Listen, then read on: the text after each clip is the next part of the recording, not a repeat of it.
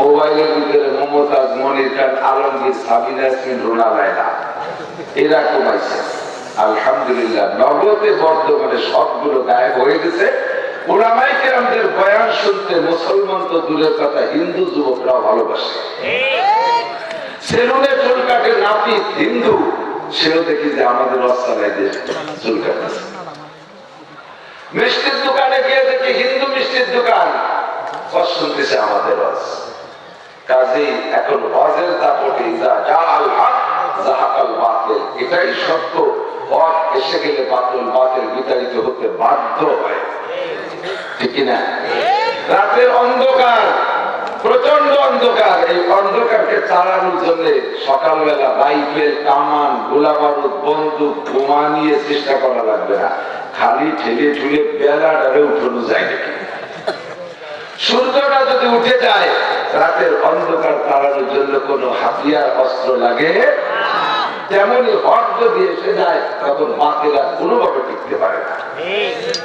একটা হকের দাপটে অনেকগুলো বাতিল বিতাড়িত হয়েছে, কিন্তু হকটা নিজেই একটু আফসোস করে, আমারে একদিক দিয়ে পছন্দ করলে আর একদিক দিয়ে তো বাস্তবায়ন করো না।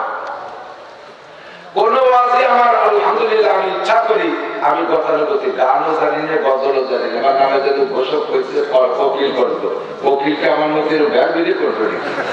আল্লাহ বলছেন আজকে শুরু করবে পয়লা বৈশাখ না, পয়লা ফাল্গুন, পয়লা ফাল্গুন দোপাইয়ে কোকিল, ডানা কাটা কোকিল, কোকিল সেগুলো দেখে এসছেন রূপসা বিলিজির উপর দিয়ে। দোপাইয়ে ডানা কাটা কোকিল যেগুলো, সেগুলো রূপসা বিলিজির উপরে, বড় বড় ফ্লাইওভারের উপরে, ফাঁকা ফাঁকা জায়গা, কক্সবাজার কুয়াকাটা, বিভিন্ন পার্কের মধ্যে এগুলো দেখে বেড়াচ্ছে। আর আসল কোকিল গাছের থেকে ডাকবে, তার আওয়াজই সুন্দর, শুনতেই মনে চায়। আমার জীবনও সুর নেই, আয়োজন নেই, আল্লাহ আমি কোনদিন হবে বলেও মনে হয় না, কারণ এখন বুড়ো হয়ে যাচ্ছে আর ধীরে ধীরে কণ্ঠ নষ্ট হচ্ছে, আর প্রতিদিন অনিয়ম। তবে আমি ইচ্ছা করি যে আল্লাহ পাক রব্বুল আলামিন কোরআনটা কেন নাযিল করলেন, কি জন্য কোরআন দিয়েছেন। নবী পাক সাল্লাল্লাহু আলাইহি ওয়াসাল্লামের 23 বছর জীবনে এই কোরআন উম্মতকে বুঝাইতে জন্য হাজারো লাখো কথা বলে গেছেন, যে কথাগুলোর নাম হাদিস। এই কোরআন ও হাদিস আমাদের জন্য কি জন্য রেখে গেলেন, কেন পাঠাইলেন, এই কেনটা বুঝানোর জন্য আমি আমার বুঝ মতে আমি বুঝেছি মানুষের জীবন 6 ভাগে বিভক্ত। কয় ভাগ? একটু মুখে বলেন, আমার সাথে একটু তাল দিতে হবে। কয় ভাগ? 6 ভাগ। 1 নম্বরে ব্যক্তি জীবন, 1 নম্বরে আমাকে সাজানো, আমি আমাকে গঠন করা, আমি আমাকে তৈরি করা, এর নাম হলো ব্যক্তি জীবন। 2 নম্বরে পারিবারিক জীবন, অকুল্লুকুম রাইন অকুল্লুকুম মাসউলুন আন রাইয়াতিহি। নবী পাক বলেন তোমরা সকলে রাই মানে রাখাল। রাখাল বুঝেন তো? গরু ছাগল চড়াইতে আগে পারিবারিক ভাবে রাখাল রাখতো না, একটু যারা সচ্ছল বাৎসরিক ভাবে রাখাল রাখতো। তো কুল্লুকুম রাইন, নবী পাক বলেন তোমরা সকলে রাখাল। অকুল্লুকুম মাসউলুন আন রাইয়াতিহি, যাকে যতটুকু রাখালির দায়িত্ব দেয়া হয়েছে, কিয়ামতের ময়দানে তার থেকে ততটুকু রাখালির দায়িত্ব আল্লাহ পাক বুঝে নেবে। তোমাকে যদি 2টা ছাগলের দায়িত্ব দেওয়া হয়, তোমার থেকে 2টা ছাগলের জিম্মাদারি বুঝে নেওয়া হবে। তোমাকে যদি 5টা ছাগলের দায়িত্ব দেওয়া হয়, তোমার থেকে 5টা ছাগলই বুঝে নেওয়া হবে। তোমাকে যদি 5টা গরুর দায়িত্ব দেওয়া হয়, 5টা গরুর দায়িত্বই তোমার থেকে বুঝে নেওয়া হবে। এমন করে যাকে যতটুকু দায়িত্ব দেওয়া হয় তার থেকে ততটুকু বুঝে নেওয়া হবে। কেউ যদি মুরগির রাখাল হয়, তার থেকে মুরগি বুঝে নেওয়া হবে। ছাগলের রাখাল হলে ছাগল বুঝে নেওয়া হবে, গরুর রাখাল হলে গরু বুঝে নেওয়া হবে, মহিষের রাখাল হইলে মহিষ বুঝে নেওয়া হবে, হাতির রাখাল হইলে হাতি বুঝে নেওয়া হবে, ঘোড়ার রাখাল হইলে ঘোড়া বুঝে নেওয়া হবে। তেমনি আমাদের ভিতরে রাখালের পার্থক্য আছে। কেউ আমি সংসারের রাখাল, কেউ আমি মহল্লার রাখাল, কেউ আমি ওয়ার্ডের রাখাল, কেউ আমি ইউনিয়নের রাখাল, আমাদের মধ্যে কেউ আবার উপজেলার রাখাল, কেউ একটা সিটের রাখাল, কেউ একটা মন্ত্রণালয়ের রাখাল, কেউ গোটা দেশের রাখাল। যাকে যতটুকু রাখালির দায়িত্ব দেওয়া হয়েছে তার থেকে ততটুকু রাখালি আল্লাহ পাক বুঝে নেবে। এই জন্য দ্বিতীয় জীবনের নাম হলো পারিবারিক জীবন। আমি মেম্বার না, তবে আমার পরিবার আছে না নাই?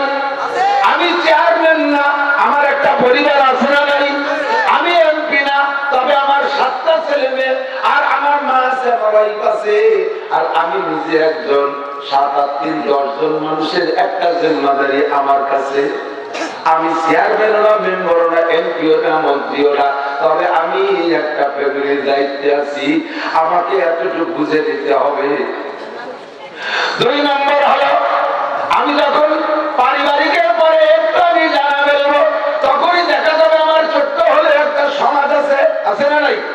মানুষ সামাজিক প্রাণী, অন্য কোন প্রাণী সামাজিক না, মানুষ সামাজিক প্রাণী, তার একটা সমাজ আছে।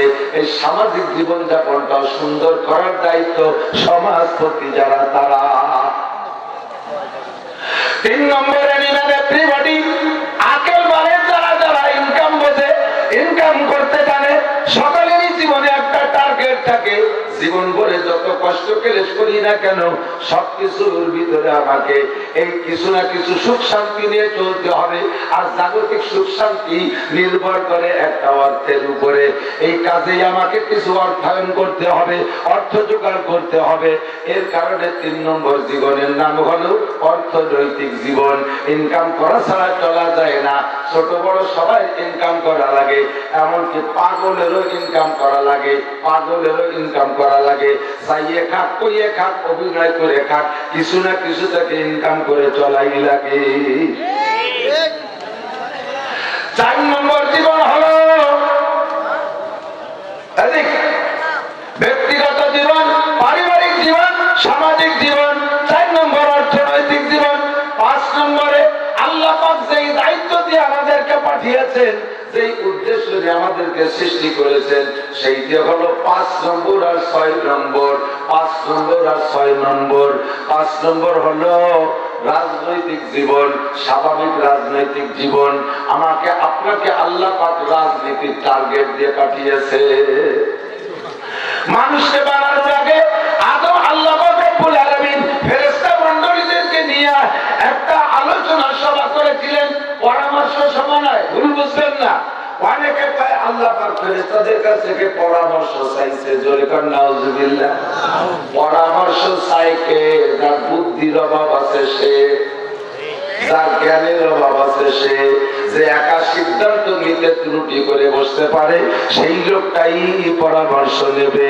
আর পরামর্শ দিতে আল্লাহ পাক বলেন ওয়াসাবিরহুম ফিল আম, তোমরা প্রত্যেকটা কাজে পরামর্শ করো। ফাইজা আযামতা ওয়া তাওয়াক্কাল আলাল্লাহ, আর পরামর্শ করার পরে যখন একটা সিদ্ধান্তে উপনীত হবা, তখন আবার পরামর্শের উপর নির্ভর করবে না। এই কথা বলতে 10 জন মিলে পরামর্শ করে একটা কাজ করছো, এখন আবার এই ভাবনা যে 10 জন যেহেতু আমরা পরামর্শ দিছি, কাজেই এ কাজ সফল হবেই হবে। লোক এ কাজ সফল হবেই হবে। 10 জনের বুদ্ধি আর পরামর্শের পর নির্ভর করলে সফল হবা না, বিফল হবা, ব্যর্থ হয়ে যাবা। তোমাদের এবার পরামর্শ যখন সিদ্ধান্তে আসছে একটা, এবার ভরসা হবে কোন দিক? কথা বলে না? আমরা 10 জনে যখন মত দিয়েছি, 10 যেখানে আল্লাহ সেখানে, এটা কথা আছে না?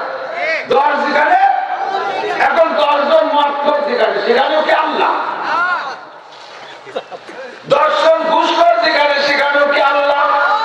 10 জন সুদে ব্যারাকের অফিসার এক জায়গায় পরামর্শ করতেছে, আর একটা অফিস করবে কোন জায়গা, এ জায়গাও কি আল্লাহ? 10 জন ভালো মানুষ যেখানে, সেখানে আল্লাহর মত একমত হয়। কথা বল। এরপরে ভরসা করতে হবে আল্লাহ পাকের দিকে। যে আল্লাহর পর ভরসা করে, আল্লাহ তার জন্য যথেষ্ট হইয়া যায়। আল্লাহ পাক বলেন আমি পরামর্শ করি নাই, আমি মত জানতে চাইছি ফেরেশতাদের মতামত কি। ইন্নী জাইলুন ফিল আরদি খলিফা, হে ফেরেশতারা, দুনিয়া বানাইছি আমি, মহাকাশ বানাইছি আমি, আসমান বানাইছি আমি, জমিন বানাইছি আমি, কোটি কোটি মখলুক বানাইছি আমি। আমি আল্লাহ সর্বসর্ব।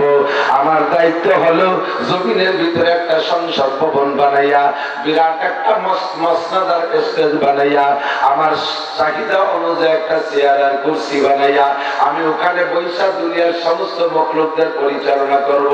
এটা হলো আমার দায়িত্ব, এটাই হলো আমার জিম্মাদারি। কিন্তু ক্ষুদ্র দুনিয়াকে পরিচালনা পরিচালনা করার জন্য জমিনে সংসদ ভবন বানাইয়া আমার আরশটারে জমিনে নামাইয়া ওর পর চেয়ারে বসে দুনিয়াকে পরিচালনা করা, এইটা আমার শায়ানের শান না, এইটা আমার শায়ানের শান না, আমার শানের সাথে এইটা মিল খায় না, এটা আমার ব্যক্তিত্বের পরিপন্থী। এদিক তাকান, আপনাদের এই জায়গার প্রধানমন্ত্রীর নাম কি? শেখ হাসিনা। আমাদের গোপালগঞ্জের প্রধানমন্ত্রীর নামও শেখ হাসিনা। ওই কক্সবাজার টেকনাফ গেলাম, সে জায়গাও প্রধানমন্ত্রীর নাম শেখ হাসিনা। চলে গেলাম জাফলং তামাবিল বর্ডার, সে জায়গাও প্রধানমন্ত্রীর নাম শেখ হাসিনা। চলে গেলাম একেবারে রংপুর কুড়িগ্রাম রৌমারি একেবারে তেঁতুলের কিনারা পর্যন্ত, সে জায়গাও যাই প্রধানমন্ত্রীর নাম শেখ হাসিনা। প্রধানমন্ত্রীর নাম শেখ হাসিনা, সারা বাংলাদেশের জায়গার প্রধানমন্ত্রী শেখ হাসিনা।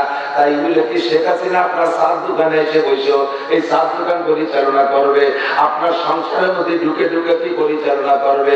তারে যেখানে মানায় সেখানেই থাকবে, তারে মানায় বঙ্গভবনের শেষে জায়গা থাকবে, তারে মানায় গণভবনের শেষে জায়গা থাকবে, তাকে মানায় তার প্রধান কার্যালয় শেষে জায়গা থাকবে, তারে মানায় তার নিজ বাসভবনের সে জায়গা সে থাকবে, তারে মানায় সংসদ ভবনের চেয়ারপারসন তারে সেখানে মানাবে, শেষে জায়গা থাকবে। কথা বলুন ঠিক কি ঠিক না? তবে তার ক্ষমতা থাকবে গোটা বাংলাদেশের উপরে নেটার। আমার আল্লাহ শাহিদ ইস্তাওয়া আলাল আরশ, আল্লাহ পাক রব্বুল আলামিন যেমন তার কুরসি হবে তেমন, তার স্টেজ হবে তেমন, তার সংসার ভবন হবে তেমন, আল্লাহ পাক তেমনই জায়গায় থাকবেন। আর এই ক্ষুদ্র দুনিয়াকে পরিচালনার জন্য চৌকিদার পাঠাবে, দফাদার পাঠাবে, পুলিশ পাঠাবে, মেম্বার বানাবে, ওয়ার্ড চেয়ারম্যান বানাবে, ইউনিয়ন চেয়ারম্যান দেবে, সচিব দেবে, অদস্ত ডিসি দেবে, ওসি দেবে, টিওনো দেবে, ইত্যাদি দিয়ে দিয়ে সব জায়গা পরিচালনা করবে। আল্লাহ পাক রব্বুল আলামিন বলেন, আমি থাকবো আমার জায়গায়, আর এই দুনিয়ার পরিচালনা করার জন্য আমার একজন প্রতিনিধি বানাইতে চাই। ফেরেশতা তোমাদের মতামত কি? ফেরেশতারা বিগত অভিজ্ঞতার লোকে বলে, আমরা দুনিয়া ছাড়াকে আল্লাহ পাক দুনিয়াকে লম্বা টাইম পরিচালনা করেছেন জিন জাতি দিয়া। তাদের টাইম কত বেশি ছিল?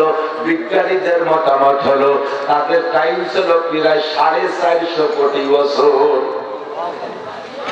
প্রায় 450 কোটি বছর পর্যন্ত আল্লাহ যে দুনিয়া চালাইয়া আল্লাহ পাক অভিজ্ঞতা নিয়েছে, ফেরেশতারা অভিজ্ঞতা নিয়েছে, আল্লাহ পাক তাদেরকে ছেড়ে দিয়ে দেখছে তারা কত বড় উচ্ছৃঙ্খলার বিয়াদব, কত বড় উচ্ছৃঙ্খলার বিয়াদব। এবার ফেরেশতাদের মাধ্যমে তাদেরকে তাড়িয়ে দিয়ে আজ থেকে মাত্র 8000 বা 9000 বছর আগে, 8.5 থেকে 9000 বছর আগে মাত্র আদম আলাইহিস সালামকে আল্লাহ পাক জান্নাত থেকে দুনিয়ায় পাঠাইছে। কোটি কোটি বছর আগে না, মাত্র 8.5 বা 9000 বছর আগে আদম আলাইহিস সালাম দুনিয়ায় আসছে। প্রোডাকশন এত ভালো, বরকত আল্লাহ এত দেশে, ফাঁকে ফাঁকে কোটি কোটি ভাইকে সাফ করে দিয়েছে, নূহ নবীর সময় ভেঙে ভেঙে দিচ্ছে, মাত্র 80 জন রেখে আবার প্রোডাকশন শুরু করছে। বর্তমানে কয়েকদিনের মধ্যে, মাত্র কয়েকদিনের মধ্যে 800 কোটি। আদম আলাইহিস সালাম সবাই আব্বা না? আর কথা ভাই, আপনার আব্বার নাম কি? আদম আলাইহিস সালাম না? আমার আব্বার নাম কি? আদম আলাইহিস সালাম। আমার আব্বার আব্বার নাম কি? আমার দাদার আব্বার নাম আদম আলাইহিস সালাম। সবার আব্বার নাম আদম আলাইহিস সালাম। আলহামদুলিল্লাহ, এমন একটা মহাপুরুষের আব্বা খেতে শিখে থেকে লজ্জা করে না। ভ্যান চালাইয়ে, রিক্সা চালাইয়ে, মেট্রোর সুইপার, তার একটা মাইয়ে বিয়ে হয়ে সেই বিটাকে শ্বশুর করিয়ে আব্বা আব্বা করে 2 বছরের মধ্যে হ্যাম্পে আব্বা হয়ে। আর আদম আলাইহিস সালাম প্রথম নবী, প্রথম রাসূল, প্রথম মানুষ।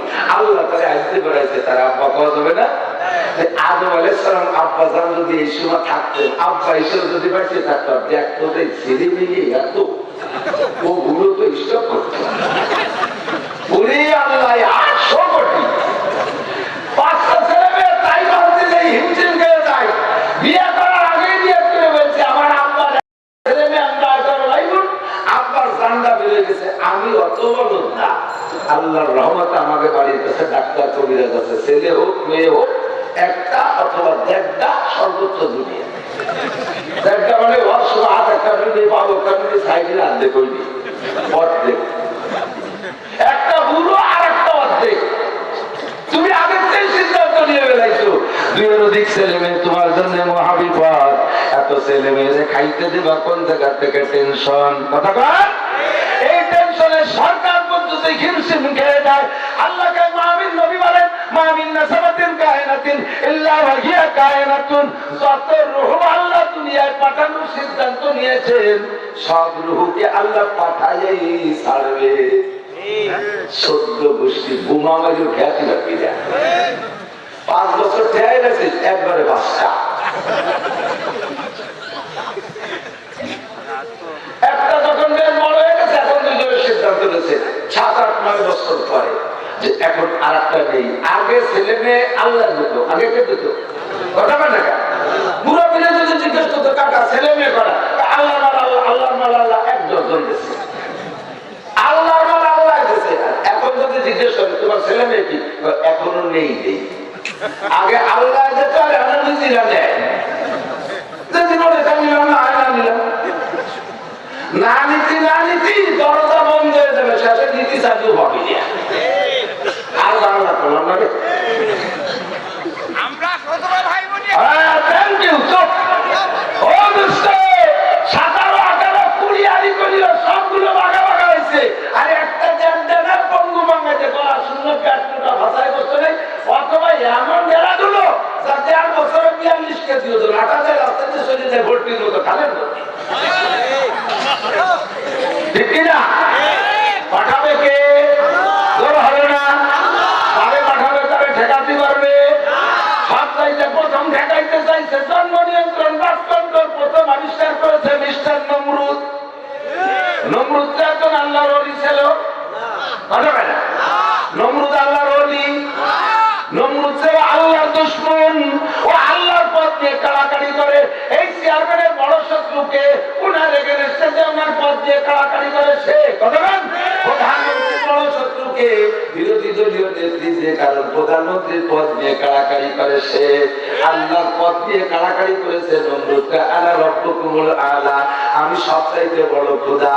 আল্লাহর পদ দিয়ে কাড়াকাড়ি করে নমরুদ এত বড় শত্রু, সে ইব্রাহিম আলাইহিস সালামকে আসতে দেবে না। এই জন্য জাদুকরদের কাছ থেকে শুইনা যত প্রক্রিয়া আছে, যত পদ্ধতি আছে ব্যবহার করেছে। আল্লাহকে আমি যারে পাঠাবো নমরুদ কেন তোর মতো 1000 লক্ষ নমরুদ মিলেও টেকাতে পারবি না। আর বেশি বাড়াবাড়ি যেটা করবি, তোর শত্রুরে তোর গাড়িতে পালাবো, তোর ঘরেই দেবো। ইব্রাহিম আলাইহিস সালামরে পাঠাইতে আসতে দেবে না নমরুদ, যা যা করছে হুজুরের কাছে শুনতেন বহুতে, আর করবো না।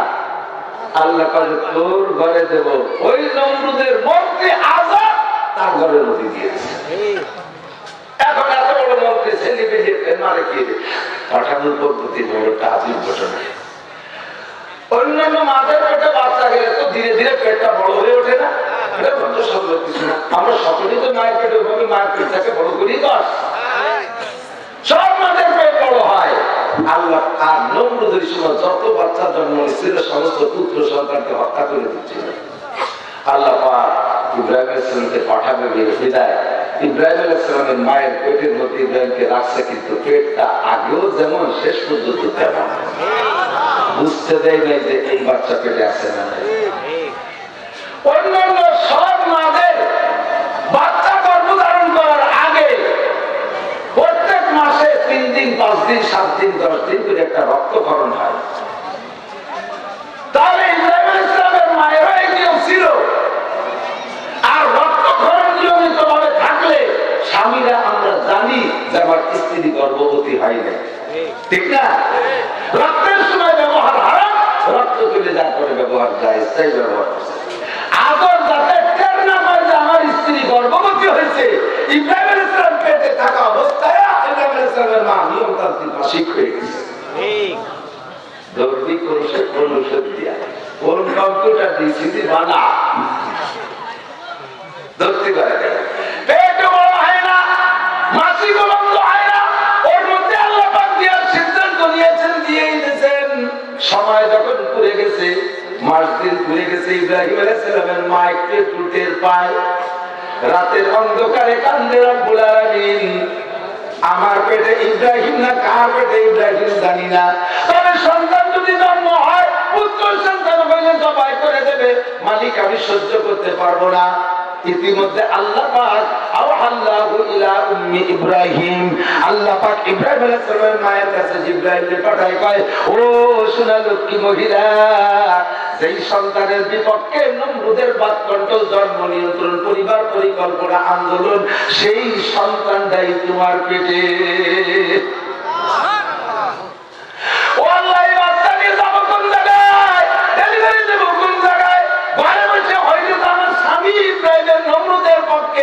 আমার স্বামী নমরুদের পক্ষে সেই তো নিয়ে বাচ্চা নমরুদের কাছে জমা দিয়া জবাই করে দিয়ে তার পদমর্যাদার ক্রেডিটারও বাড়াবে।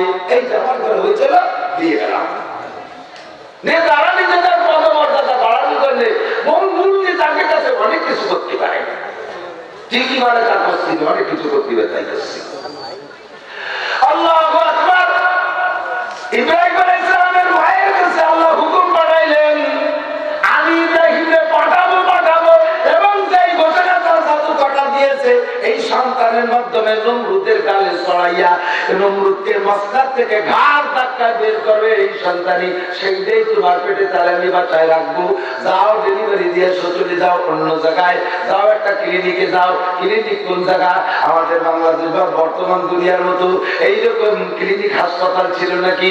যাবে কোন জায়গায়? ফেরেশতার পরামর্শে নিয়ে গেছে পাহাড়ের পাদদেশে। নমরুদের আদর যখন নমরুদের মন্ত্রণালয় গেছে, সে যখন তার ডিউটি অফিসে গেছে, ওই ফাঁকে পরামর্শ দিয়ে জিবরিল আলাইহিস সালামের মাধ্যমে নিয়ে গেছে পাহাড়ের পাদদেশে একটা জুবলি এলাকা। ওই এলাকায় হিংস্র প্রাণী, বাঘ ভাল্লুক ছিল। সেই জায়গায় ডেলিভারি হয়েছে, ডেলিভারির জন্য পাঠায় দিয়েছে। ওইটা তোমার ক্লিনিক, সেখানে নিয়ে গেছে ধর্মেকে ধাত্রীকে। জান্নাত থেকে 2 জন ধাত্রী আল্লাহ পাক রব্বুল আলামিন পাঠাই দিছে। তারা এসে নরমালে ডেলিভারি করাই দিছে। ও দোস্ত, এখন নবজাতক বাচ্চা বাড়ি যদি না যায়, বাচ্চা দিয়ে পড়ে থাকে, স্বামী এসে বউ না পাইলে তো ধাওয়া শুরু করবে, তল্লাশি শুরু করবে। করবো কি? রব্বুল আলামিন এখন কি করব? আল্লাহকে বাচ্চা উঠানে রাইখা তুমি বাড়ি চলে যাও, বাচ্চা রেখে তুমি বাড়ি চলে যাও। ইব্রাহিম আলাইহিস সালাম মা কয়, আল্লাহ বাচ্চা রেখে যে কত কষ্টদায়ক তুমি জানো, তারপরও যাইতে হবে, তবে আমার বাচ্চারে পালবে কে? আল্লাহ পাক কয়, যেই আল্লাহ এত বাধার মধ্যে পাঠাইতে পারছে, ওই আল্লাহই পালতে পারবে, ঠিক কিনা? ইব্রাহিম আলাইহিস সালামের মা পিছন দিক তাকায় আর কাঁদতে কাঁদতে চলে গেছে। স্বামী আসার আগে তো বাসায় যেই সত্যি হবে, অফিস থেকে আসার আগে। এবার ইব্রাহিম আলাইহিস সালামের মা কাঁদতে কাঁদতে যখন চলে যাচ্ছে, ইব্রাহিম আলাইহিস সালাম টেটা করে কাঁদতেছে। আর একটা মজার গল্পের মধ্যে, যত মারা যেভাবেই বাচ্চা ডেলিভারি দিক না কেন, নরমাল ডেলিভারি দিক আর সিজারের মাধ্যমে দিক, বাচ্চা পেট থেকে বের হয়ে যাওয়ার পরে মাদের নির্দিষ্ট একটা তারিখ পর্যন্ত, টাইম পর্যন্ত একটা রক্তক্ষরণ হয়। আরবিতে তাকে বলা হয় নিফাস। এইটা সর্বোচ্চ 40 দিন, সর্বনিম্ন কোনো পরিমাণ নাই। 1-2 ঘন্টার মধ্যে বন্ধ হয়ে যেতে পারে, তবে এই রক্তটা হবেই হবে, কিছু না কিছু হবে। ইব্রাহিম আলাইহিস সালামের মারও হবে। আর ওই রক্ত যদি ক্ষরণ হইতে থাকে, তাহলে তো স্বামীর কাছে ধরা পড়ে যাবে। আল্লাহ পাক তার কুদরতি কারিশমায় ইব্রাহিম আলাইহিস সালামের মায়ের ওই রক্তটা বন্ধ করে দিয়েছে। আগেও যেমন সামনেও কেন, স্বামী যাতে কোনোভাবে টের না পায়। এই কারামতি কার? এই কুদরত কার? দুনিয়ার কোন রাজা বাদশার, কোন মেডিকেল সায়েন্সের গবেষকের, কোন ডাক্তারের না। আল্লাহ পাক পাঠাবি তো পাঠাই দিয়েছে। ও দোস্ত, এরপরে ইব্রাহিম আলাইহিস সালামের লাগছে খিদা। মা তো প্রথমবার দুধ খাওয়াইতে চলে গেছে, বাচ্চারে খাওয়াবে কে? এটা করে কাঁদতেছে ইব্রাহিম খলিলুল্লাহ আলাইহিস সালাম। জিবরাইলও খারাপ লাগতেছে, আল্লাহকে বলতেছে, আল্লাহ আজ পর্যন্ত কোন বাচ্চা এমন মহাবিপদের মধ্যে আমি দেখি নাই। এই বাচ্চা কাঁদতেছে, তারে কি খাওয়াবো আল্লাহ? দেশে তো কোনো ফিডার ক্লাস নাই, তার মাও তো চলে গেলে থাকার কায়দা নাই। আল্লাহ কয়, খারাপ চিন্তা তোমার না ইব্রাহিম, এই জিবরাইল, ওমা মিন দাব্বাতিন ফিল আরদ ইল্লা আলাল্লাহি রিজকুহা।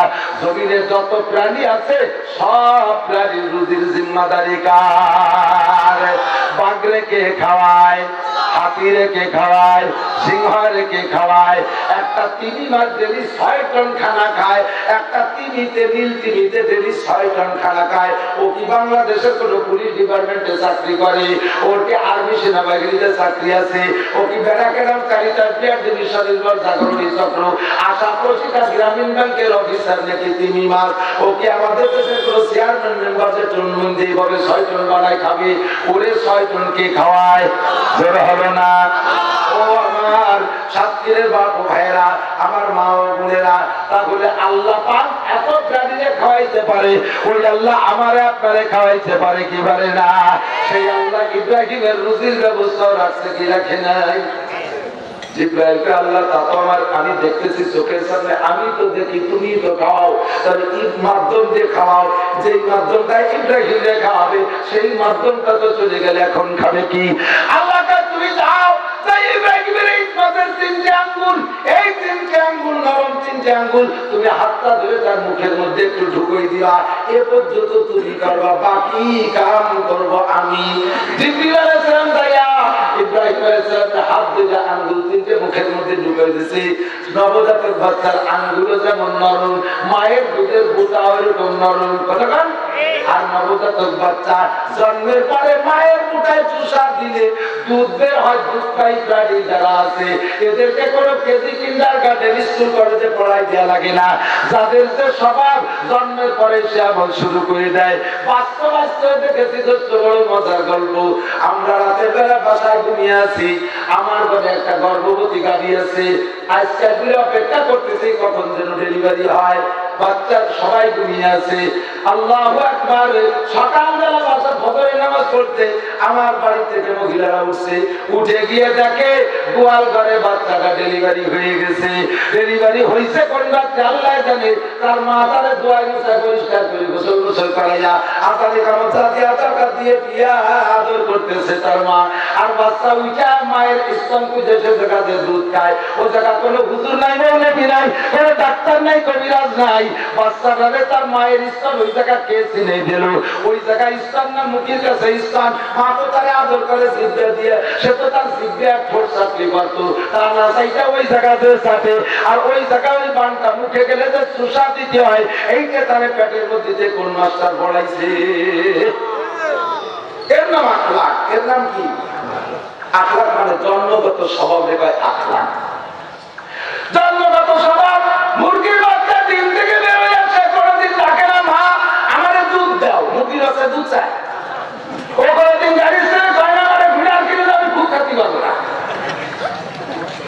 ওর মাও যা খায় বাচ্চাও তাই খায়। মারও খাবার যে সিস্টেম, বাচ্চারও সেই সিস্টেম।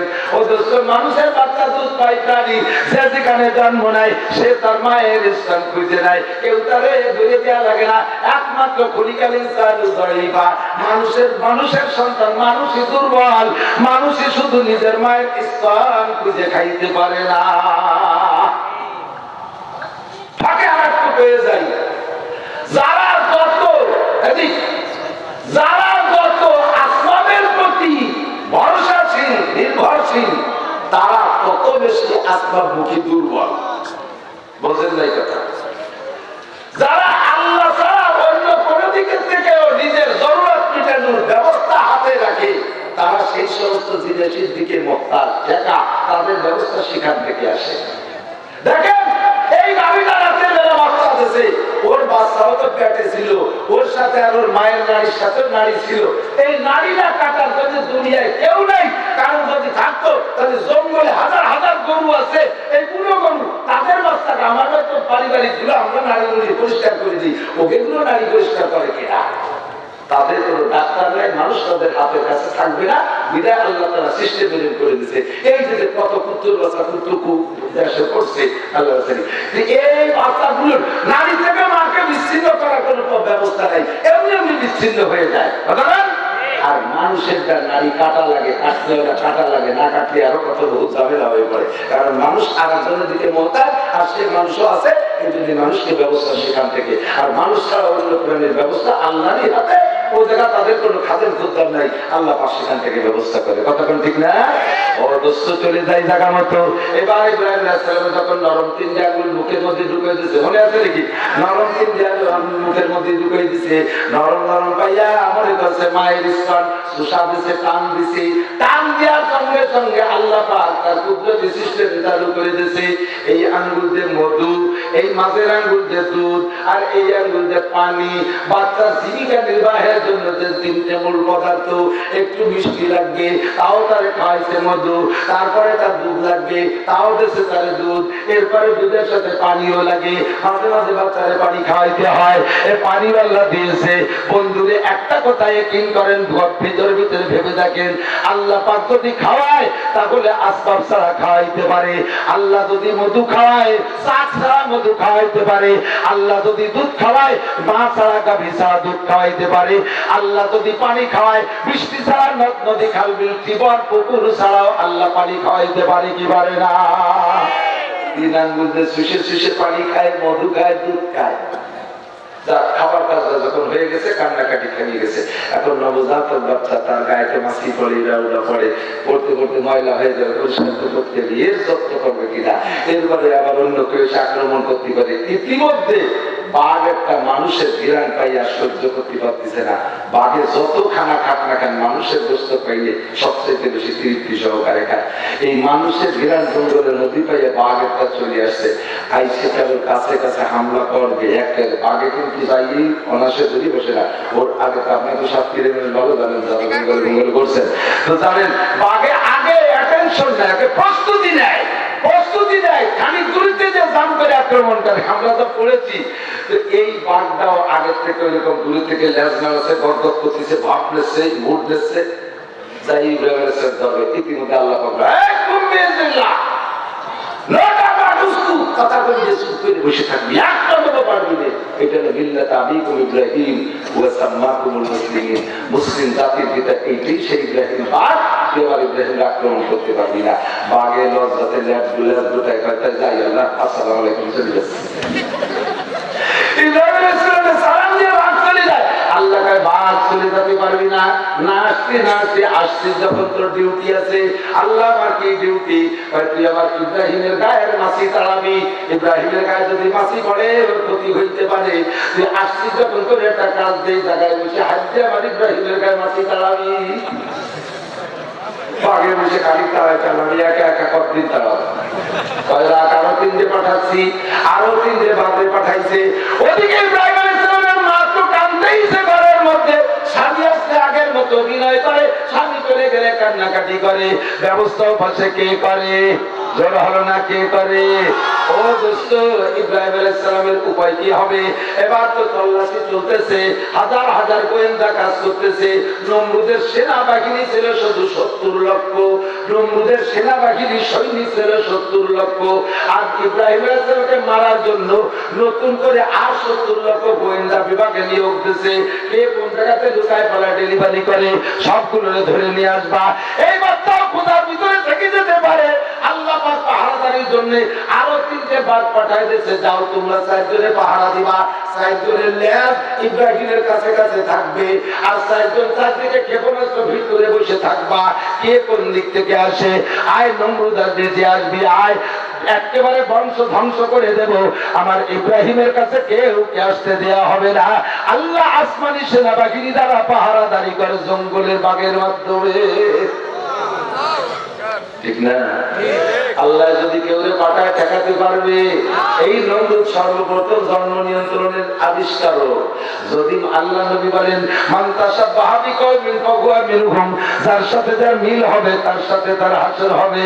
ভালো করে মনে রাখবেন, যার সাথে যার মিল হবে তার সাথে তার হাসর হবে। এই নমরুদ জন্ম নিয়ন্ত্রণের আবিষ্কারক। জন্ম নিয়ন্ত্রণ কর্মকাণ্ডে যদি আপনারও তার সাথে মিল হয়, হিসেব করে রাখেন বাবা, নমরুদ জান্নাতুল ফেরদাউসে যাবে না, জান্নাতুল মাওয়ায় যাবে না, জান্নাতুল মাওয়ায় যাবে না, জান্নাতুল নাঈমে যাবে না। আটটা জান্নাতের এক জান্নাত না, বলকে জান্নাতুল বলা হয় ওয়াইল দোজক অথবা লাজা অথবা হোতামা। 7টা দোজকের কোন না কোন একটা দোজকের বাসিন্দা হবে নমরুদ। আপনিও যদি তার কর্মকাণ্ডকে পছন্দ করেন আর আমলে নেন, ধরা আপনিও খেয়ে যেতে পারেন। আজকের দিন দোস্ত বড় বিপদের দিন। আল্লাহু আকবার।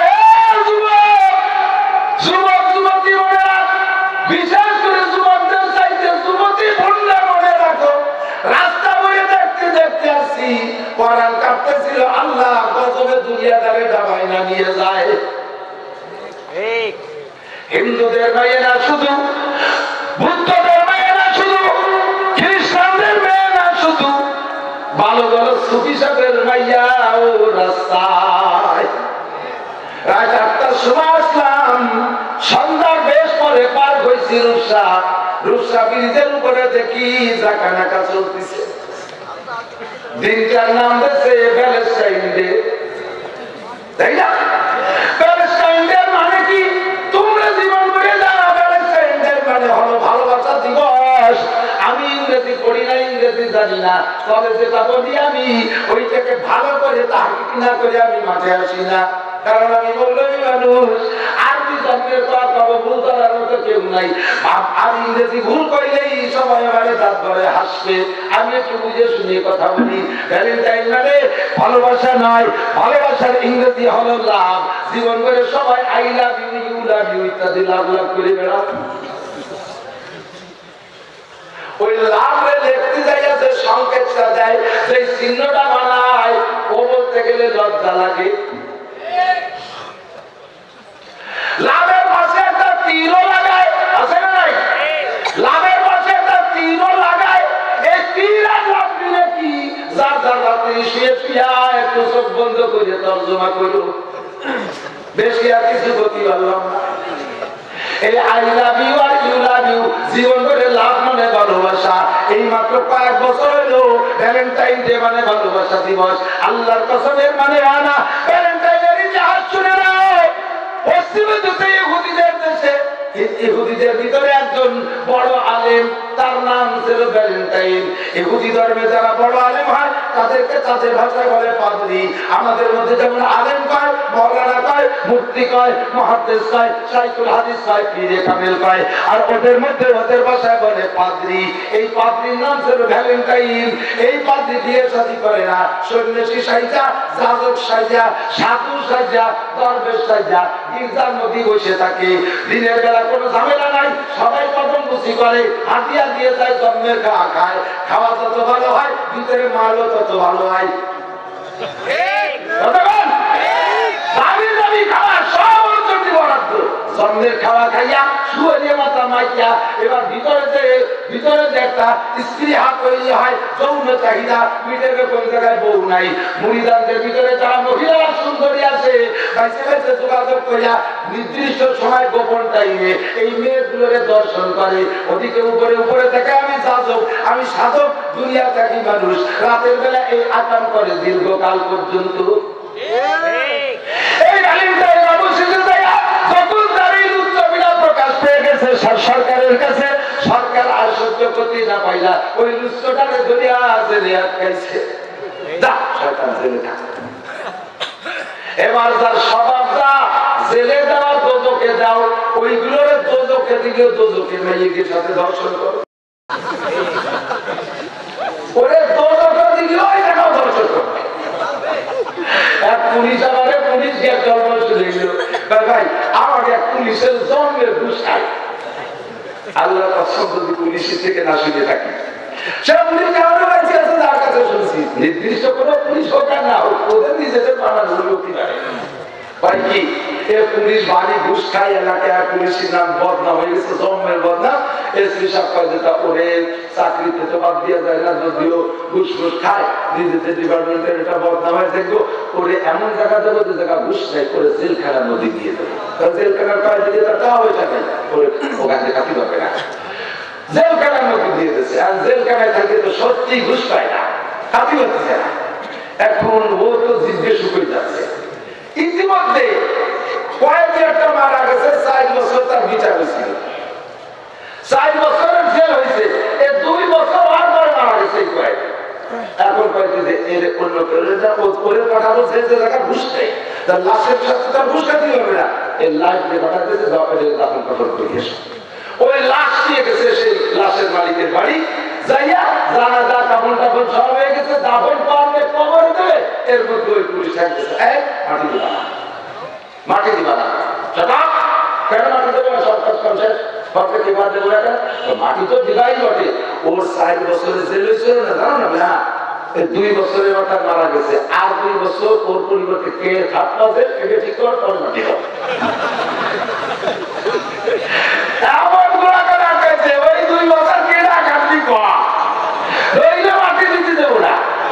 একদম আমার তুমি এই একবার দিয়ে শুরু করতে পারে, মাটি দিতে দাও, ভুলি উঠিতে কুচি বলতে হবে। জেলের মধ্যে ডিউটি দিতে ঘুষ খাওয়ার মধ্যে, সে জায়গাতে লাশের কাছে ঘুষ খায়।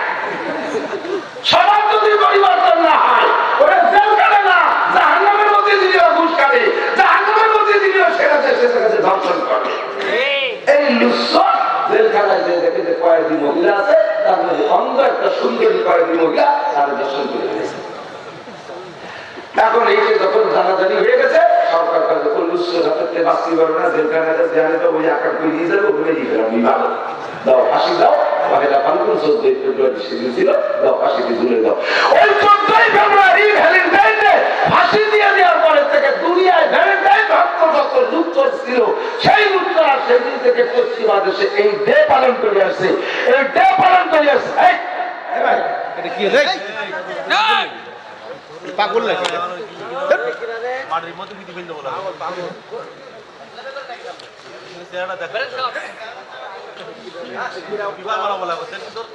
ছোট বাচ্চাকে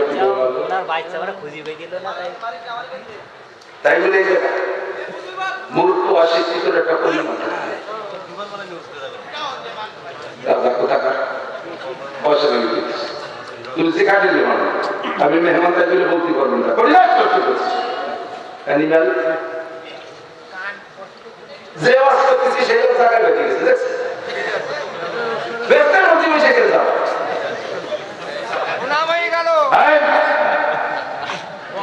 যত দুনিয়ায় সেই থেকে নিয়ে ওই দেশে চলত ভ্যালেন্টাইন ডে, আমার বাংলাদেশে আমাদের ছোটবেলা থেকে এই যে আমরা বুঝি নেই, এটা থেকে কয়েক বছর বাংলাদেশের পণ্ডিতরা ওই দেশে যাইয়ে দেখতে দেখতে ওনাদের স্বভাবের সাথে পছন্দ মিল হয়ে গেছে, আস্তে আস্তে বাংলাদেশে দিয়ে আসছে।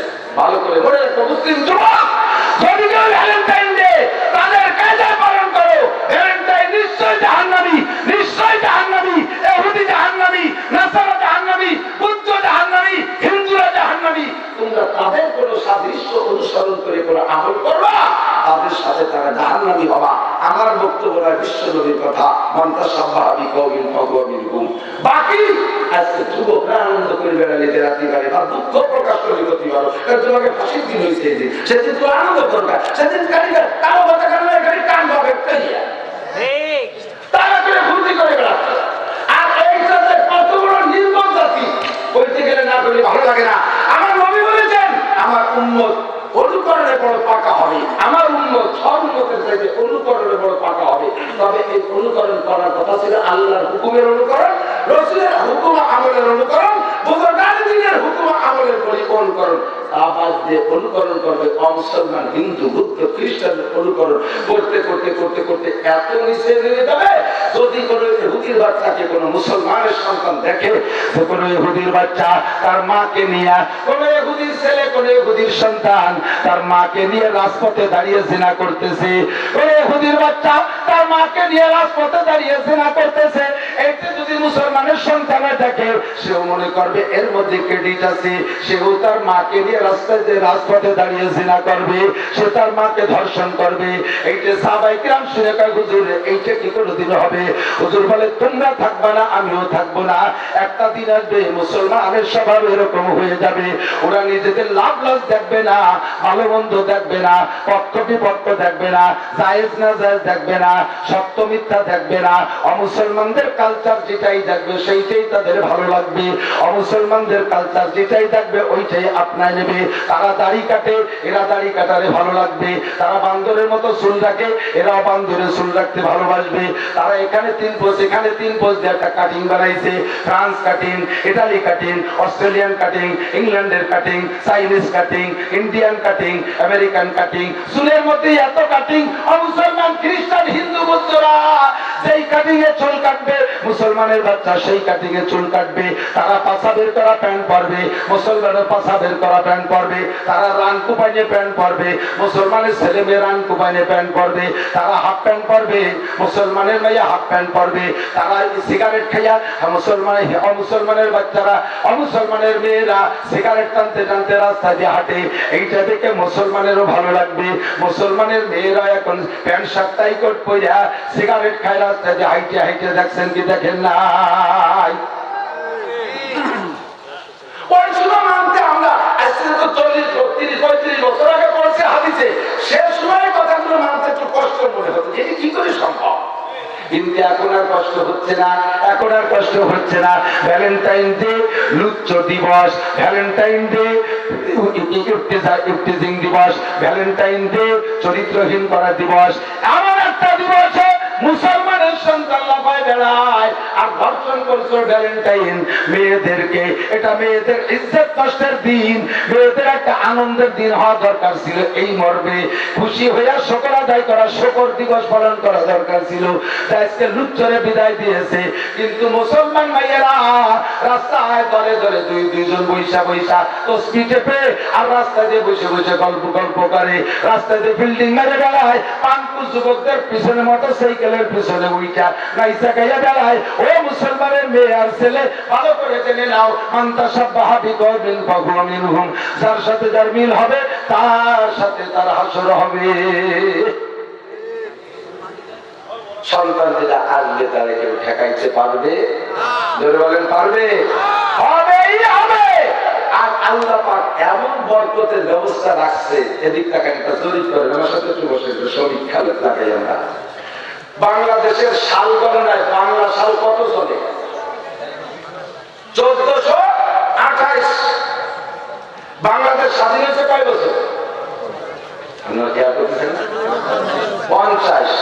1488 থেকে 50 বাদ দিলে থাকে কত?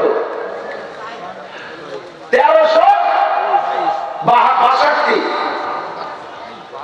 1372। এই 1372-এর আগেও তো এই বাংলাদেশ ছিল।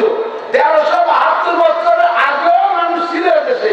তবে বাংলা সাল গণনা শুরু হয়েছে একটা কিস্সা, সেটা বলবো না, এখন সময় নেই।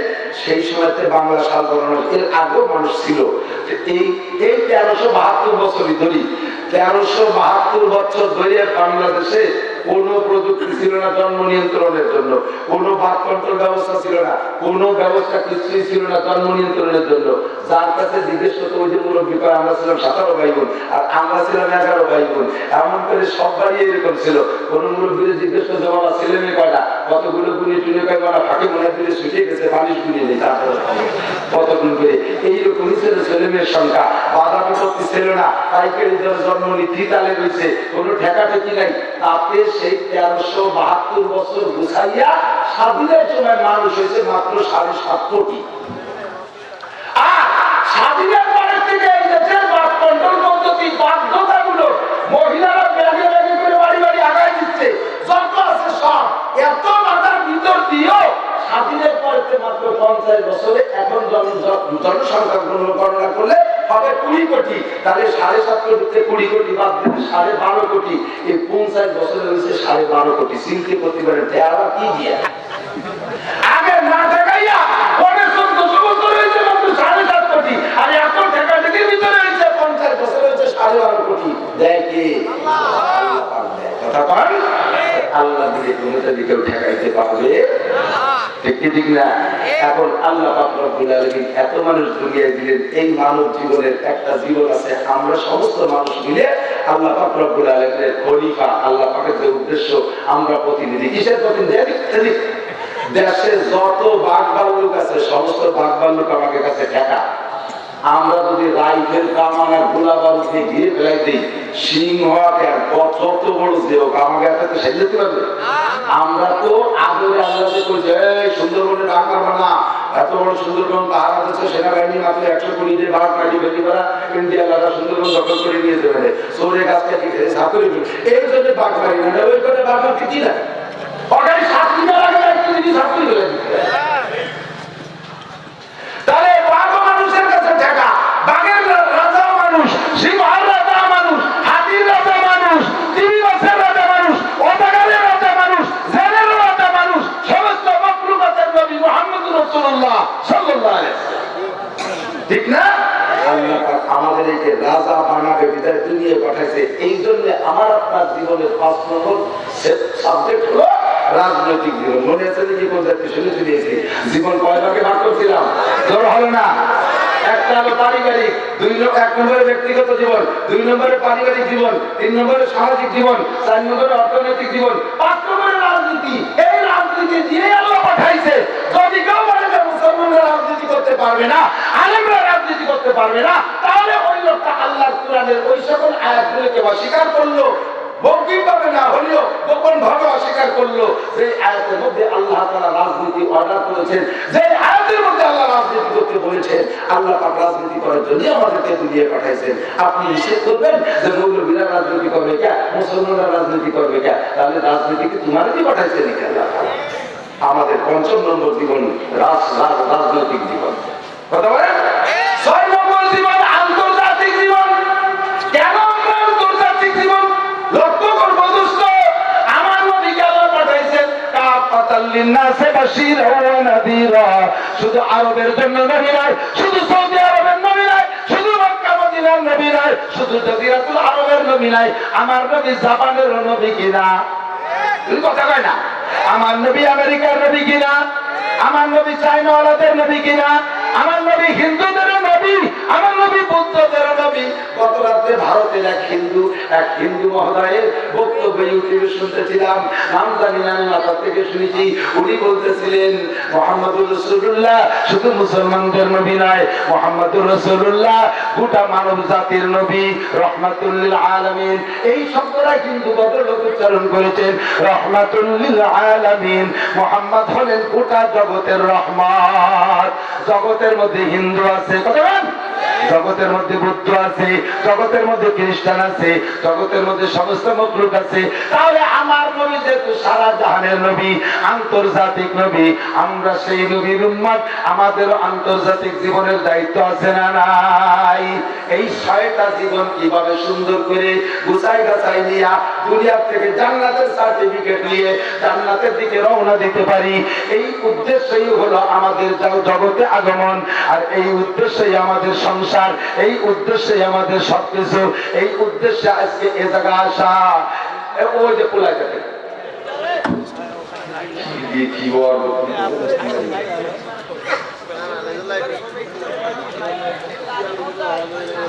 এই জন্মের কবানি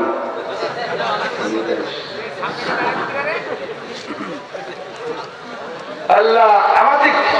তাহলে এই 6টা জীবনের প্রশিক্ষণ না নিলে, 6 জীবনের এলেম না থাকলে 6 জীবন চালাতে পারবেন? কথা কয় না। এজন্য নবী বলেন তলাবুল ইলমি ফারিদাতুন। যে যে সেক্টরের মানুষ তার সেই সেক্টরের এলেম থাকতে হবে। তবে ব্যক্তি জীবনের এলেম সকলের থাকতে হবে, পারিবারিক জীবনের এলেম সকলের থাকতে হবে, সামাজিক জীবনের এলেম সকলের থাকতে হবে, অর্থনৈতিক জীবনের এলেম সকলের থাকতে হবে। কারণ অর্থ সকলের লাগে, সমাজ সবাই লাগে, সংসার সবাই লাগে, ব্যক্তি জীবন সকলের আছে। রাজনীতি ফিল্ডে বড় যারা তারা রাজনীতি করবে, আর আন্তর্জাতিক ফিল্ডে যারা তারা আন্তর্জাতিক নীতি নিয়ে কাজ করবে। এখন এই 4 জীবনের এলেম মানতে হলে জানতে হবে, মানতে হলে জানবেন কোথায়? 1 নম্বরে জানার জায়গা মাদ্রাসা। একটু বলেন কোন জায়গা? জোর হলো না? কৃপণতা করতেছেন, লজ্জা পাচ্ছেন। 1 নম্বর স্থান কোন জায়গা? ইলমে দ্বীন শিক্ষার 1 নম্বর জায়গা হলো মাদ্রাসা। মাদ্রাসা শিক্ষা, ইলমে দ্বীন শিক্ষা, এইটা শুধু নামাজ কালামের জন্য নয়, এইটা শুধু জান্নাতের জন্যই নয়। ইলমে দ্বীন শিক্ষা হলো মানবতা শিক্ষা। বলেন, ইলমে দ্বীন শিক্ষা হলো মানবতা শিক্ষা।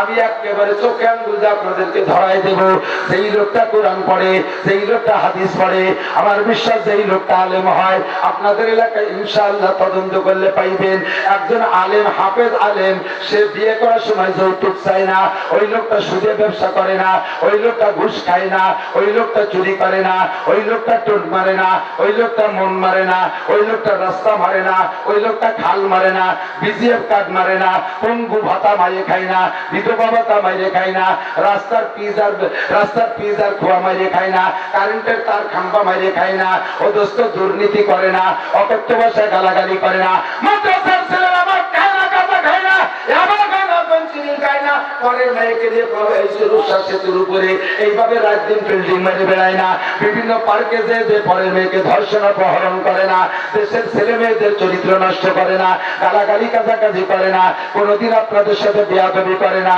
জোরে বলেন ঠিক কি ঠিক না? যে কয়টার নাম, যে কয়টা আমি বললাম, এই কয়টা পক্ষে পজিটিভ সাইড যদি আপনার মধ্যে থাকে, তাহলে আপনি মানুষ।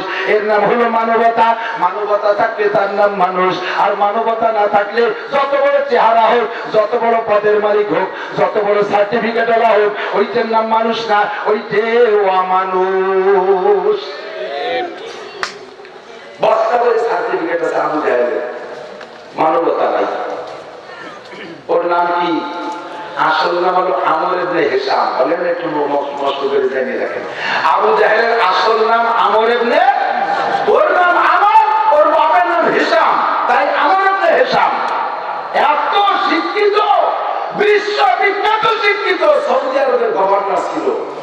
রাষ্ট্র ছেলে পুরো এশিয়া মহাদেশের একটা দেশ। রাশিয়ার খুরাসান ছিল রাজধানী, সৌদি আরব একটা প্রদেশ ছিল, ওই প্রদেশের গভর্নর ছিল আবু জাহেল। তার উপাধি ছিল আবুল হেকাম, বিজ্ঞানীদের বাপ, পণ্ডিতদের বাপ, শিক্ষিতদের বাপ, হ্যান্ডসাম, সুদর্শন। বলা হয় আবু জাহেলের চেহারা সবকিছু নবী পাকের সাথে অনেক দিক দিয়ে মিল ছিল, দেখার মতো একটা পুরুষ ছিল। সব আছে, নাই মানবতা। নাই মানবতা কেন? মানবতা পাবে যা দিয়ে, তাই নাই, তা হলো কোরআন। এই কোরআন তার মধ্যে না যার কারণে সমস্ত সার্টিফিকেট বিদ্যমান থাকা অবস্থায় নবী পাক ঘোষণা দিলেন, আজ থেকে তুমি আবু জাহেল, তুমি মূর্খদের গডফাদার, তোর মতো দামড়া, তোর মতো ফাটাস, তোর মতো আবাল, তোর মতো খবিশ সারা পৃথিবীতে তুই দ্বিতীয়। কথা বল না কেন? আপনাদের এলাকায় হিন্দুরা কি ছেলেদের নাম আবু জাহেল রাখে? মুসলমানদের নাম তো রাখে আবু জাহেল, রাখে নাকি? আবু জাহেল রাখে না, কিন্তু আবু জাহেল হইয়া আছে ঘরে ঘরে, আছে না নাই? নাম রাখি না আবু জাহেল, কিন্তু আবু জাহেল স্বভাবের মানুষ আছে না নাই? এক বস্তা সার্টিফিকেট দিয়েছে, ওরে বাবা। সে এই হুজুরদার কাছে গেলে, চলেন চলেন চলেন, আমি হুজুর দেখতে পারি, চলেন চলেন, তুমি দেখতে ঘৃণা করে, চলেন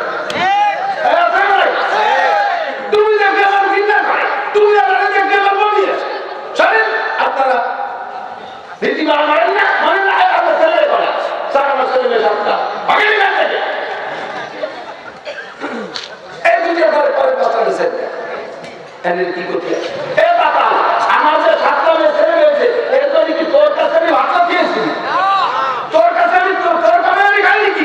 আমার কাছে আমি সাতটা ছেলে মেয়ে পাবো। আমি নাচছি যখন মহানা কাজ করছি, আমি একা ফোন দেওয়া আমার আব্বা আমার 2 জন আছে, বেতন আমার 1100 টাকা, আজ থেকে 30 বছর আগে।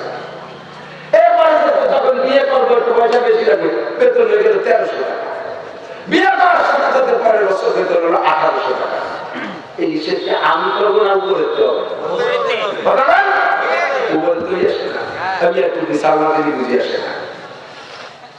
আপনি বুড়ো মানুষ, জন্মের বুড়ো, 80 বছরের বুড়ো, পুজো হয়ে থাকে, ছেলে পেলে সব বাইরে থাকে, বুড়ো বুড়ি বাড়ি থাকে, বাজারে দুধ খাতি পারেন না বলে একটা গাই কিনা নিয়ে পছন্দ করে।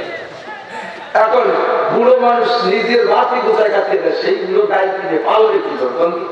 তারপরে যাই হাতে গাই একটা কিনে নিয়েছে, লোয়া গাই, শুনছে যে 2 কেজি দুধ হয়, 1 কেজি খাবে, 1 কেজি বেসবে, বুড়ি দুটা চলবে।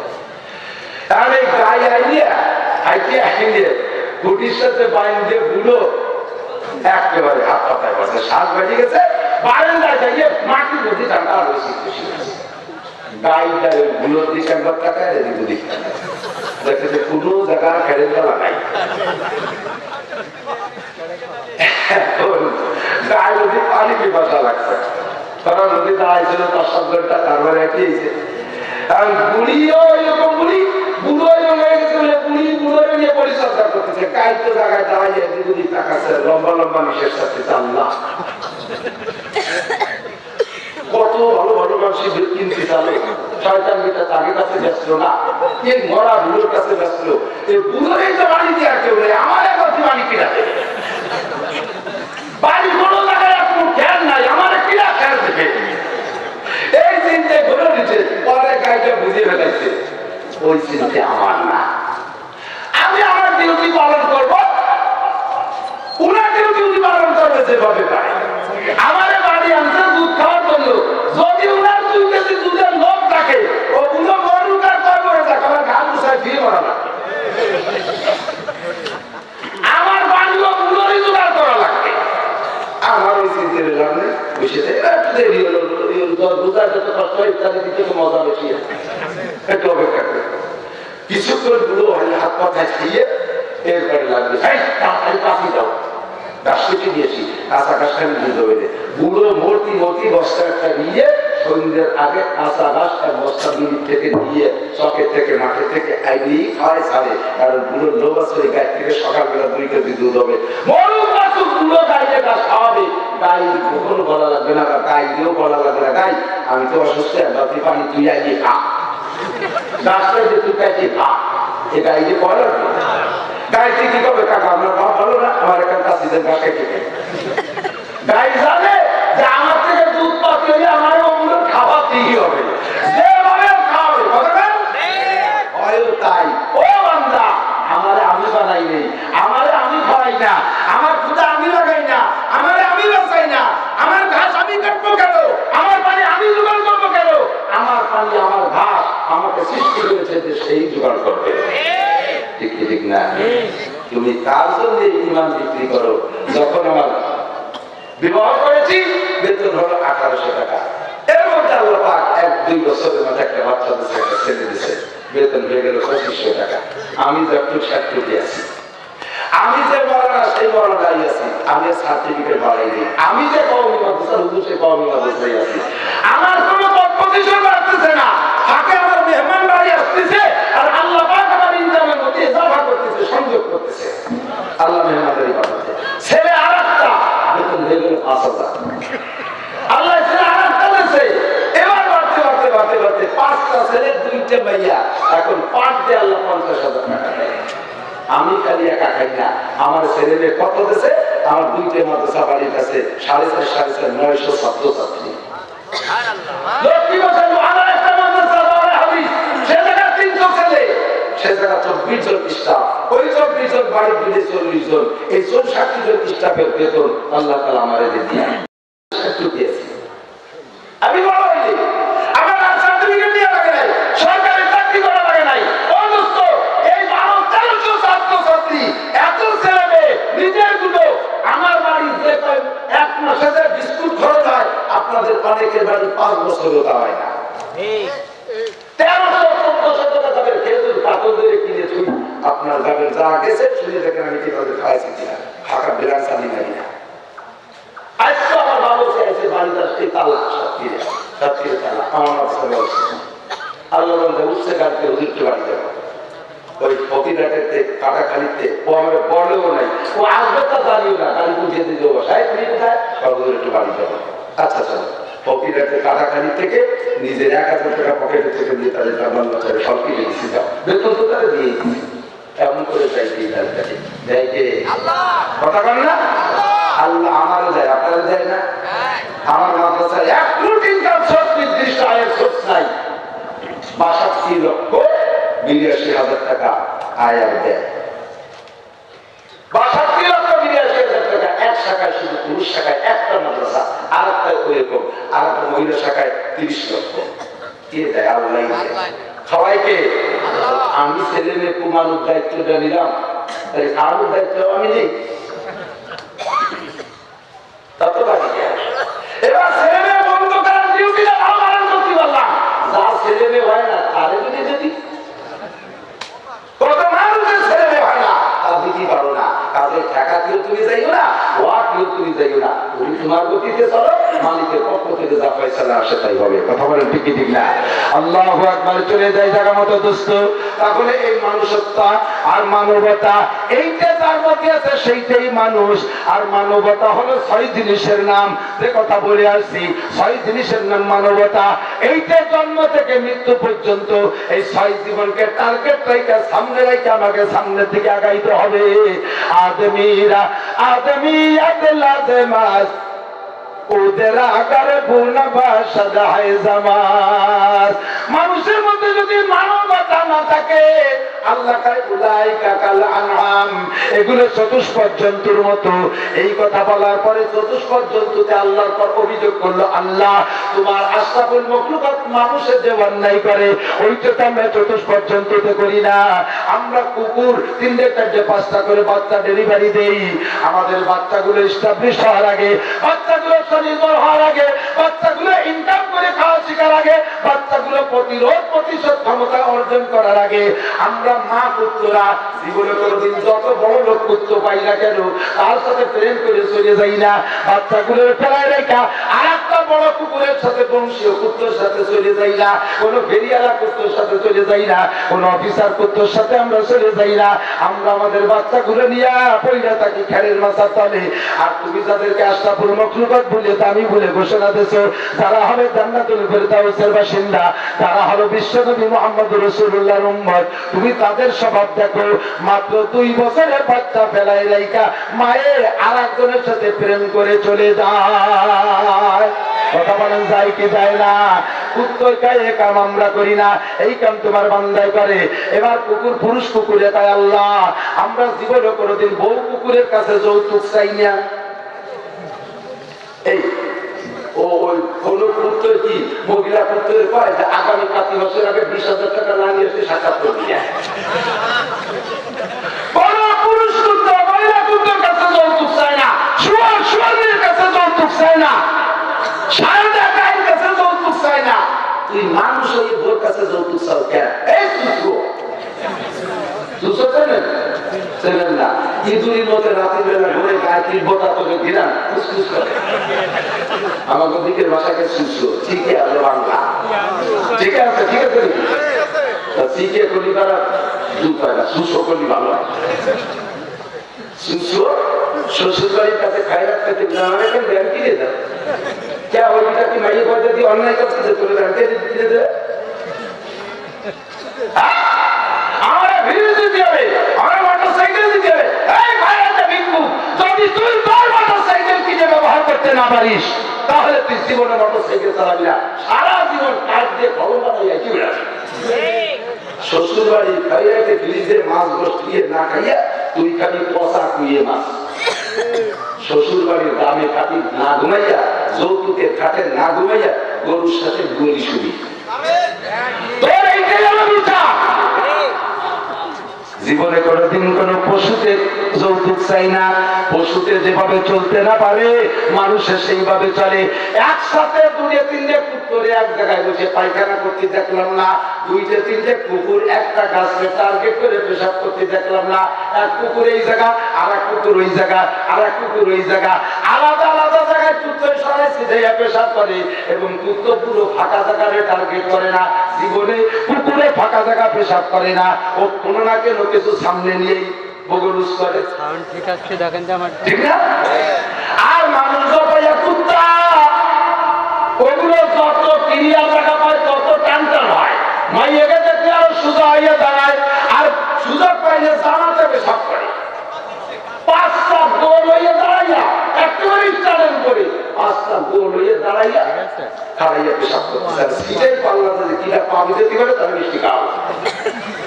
উত্তরে বমি ছেড়ে গেছে শয়তান, তো আমরা কোনোদিনও ঋণী। এবার যেগুলো বললাম আমার হাটাগাড়ি মটিয়া বাবুনগর দিদিনা দিরাকলাল বা ফরিদাবাদ মালিবাগ যাত্রাবাড়ি গহরডাঙ্গা ও দোস্তর নোয়াপাড়া যশোর রেল স্টেশন আর আপনাদের সাজিয়ারা আর যত মাদ্রাসা আছে একটা মাদ্রাসা আপনাদের সাতক্ষীরা মাদ্রাসা, কালীগঞ্জ মাদ্রাসা, বংশীপুর মাদ্রাসা, এই মাদ্রাসা ওই মাদ্রাসা কোন মাদ্রাসার ছেলে পেলে এই জাতীয় অন্যায় করে না। এটা হলো অমানবতা, এইটা হলো অমানবতা। শিক্ষা জাতির মেরুদণ্ড, যেই শিক্ষায় মানুষকে মানবতা শিক্ষা না দেয় জাতি ওই শিক্ষা কোনোদিনও মেরুদণ্ড হতে পারে না। ওইটা ডাক্তার হইতে পারে, ওইটা ইঞ্জিনিয়ার হইতে পারে, ওইটা প্রফেসর হতে পারে, ওটা মাস্টার হইতে পারে, ওটা এমপি হতে পারে, ওটা মন্ত্রী হতে পারে, ওটা মানুষ হইতে পারে না যার মধ্যে মানবতা নাই। যে জাতির হক মারিয়ে খায়, জাতির মাল মারিয়ে খায়, জনগণের হক চুরি করে খায়, যে আল্লাহকে বিশ্বাস করে না, আল্লাহরে ভয় পায় না, মানুষকে ভয় পায় না, মানুষের হক ভয় পায় না, এমন করে অন্যায় অবিচার করে, স্ত্রীরাই পরের মেয়ের সাথে অন্য মহিলার সাথে রাত যাপন করে। ও দোস্ত রে, এইটা যত বড় শিক্ষিত হোক জেনারেল, ওই শিক্ষা তার জন্য মেরুদণ্ড হয় নাই। যেই জেনারেল শিক্ষায় তার মানবতা শিক্ষা দেয়, সেই জেনারেল শিক্ষা তার জন্য মেরুদণ্ড। আর সর্বকালে কোরআন হাদিসের শিক্ষায় মানুষকে মানবতা শিক্ষা দেয়। আমি জীবনে কোনোদিন অকথ্য ভাষায় গালি দেই নাই, আমি কেউ কোনোদিন অকথ্য ভাষায় গালি দেই নাই, আমি কখনো মিথ্যা বলি না, আমি জীবনে একটা পয়সা মারিয়ে খাই নাই। আমার মাদ্রাসার টাকা আসে, আমি এই পাশের পকেটে রেখে দেই, আমার নিজের টাকা এই পাশের পকেটে থাকে।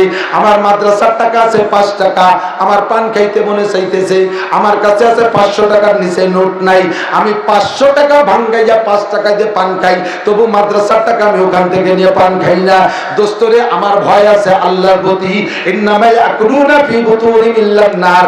এইটা হলো এতিমের টাকা আমার কাছে দিয়েছে, গরিবের টাকা আমার কাছে দিয়েছে, যাকাতের টাকা আমার কাছে দিয়েছে, ফিতরার টাকা আমার কাছে দিয়েছে, অসহায় বিধবাদের বাচ্চাদের টাকা আমার কাছে দিয়েছে। ওই টাকা আমার জন্য হালাল না, ওইটা আমার খাওয়া হারাম, ওইটা আমার খাওয়া হারাম। ও দোস্ত, বিধবা ভাতা কার্ড, এটা বড় লোকের কার্ড নয়, এইটা বড় লোকের খাওয়া হারাম, এইটা নেতার খাওয়া হারাম। ওই সমস্ত কার্ড করতে যাইয়ে যে টাকা নেওয়া হয়, এইটাও সরকারি বিধান না। হতে পারে একটা ফর্মের জন্য সরকার কিছু রাখতে পারে, বাকি এর জন্য 3000, 4000, 5000 টাকা নিয়া এই টাকা হজম করতে পারবি না, পারবি না, পারবি না। যত বড় নেতা হও, এইটা পেটের মধ্যে যাইয়া আগুন হয়ে একদিন বোমা হইয়া বাস্ট হবে।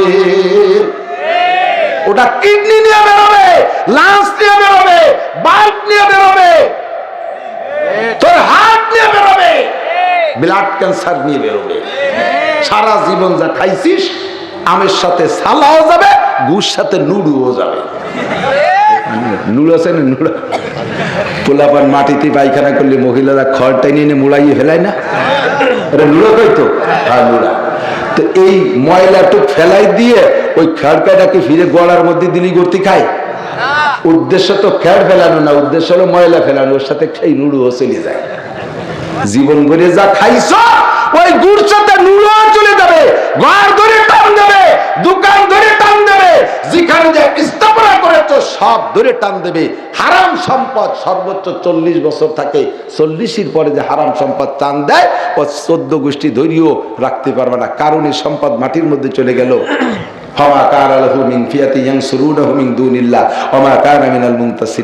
একটা মানুষ আল্লাহর কাছে প্রতিশোধ নিতে পারলো না, আল্লাহর হাত থেকে কারণের সম্পদের কারণটা পর্যন্ত বাঁচাতে পারলো না।